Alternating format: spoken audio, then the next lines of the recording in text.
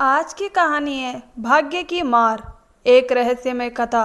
एक समय की बात है, वीरपुर नामक गांव में धवल नामक युवक अपनी पत्नी सुनन्या के साथ एक तीर्थ यात्रा से लौट रहा था। दोपहर का समय था, धूप तेज थी। चलते चलते वे एक घने जंगल में पहुंचे।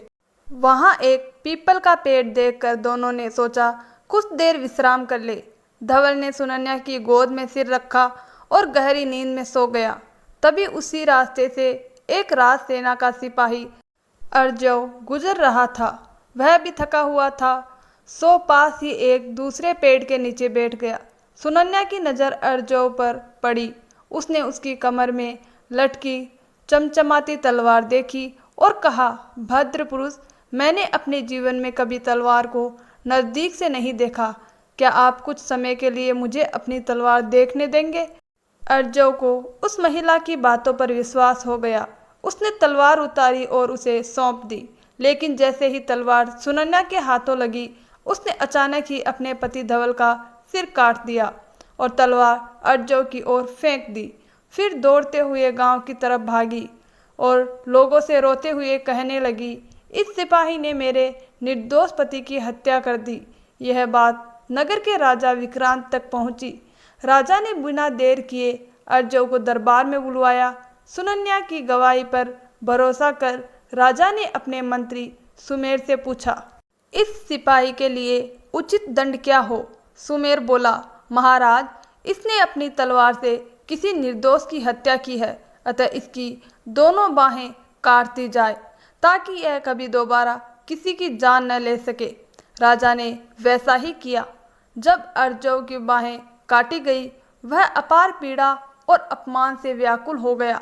उसने आत्महत्या का निर्णय किया और एक ऊंची पहाड़ी की ओर चल पड़ा। रास्ते में उसे एक वृद्ध तपस्वी ऋषि अद्वैत मिले। उन्होंने उसे रोक लिया और कहा, पुत्र अर्जव, मैं जानता हूँ तू दुखी क्यों है, परंतु तेरी यह पीड़ा निरर्थक नहीं है। यह पूर्व जन्म के कर्मों का फल है। अर्जव ने पूछा, बाबा, मैंने किसी का कोई बुरा नहीं किया, फिर यह सजा क्यों? ऋषि अद्वैत ने कहा, पूर्व जन्म में तुम वीरबाहु नामक पहलवान थे। जिस स्त्री ने आज तुझे झूठा फंसाया, वह उस जन्म में गोरा नामक एक गायिका थी और उसका पति भैरव एक कसाई था। एक दिन गोरा कसाई से बचने के लिए भागी। वह मदद के लिए चिल्लाई, लेकिन कोई आगे नहीं आया।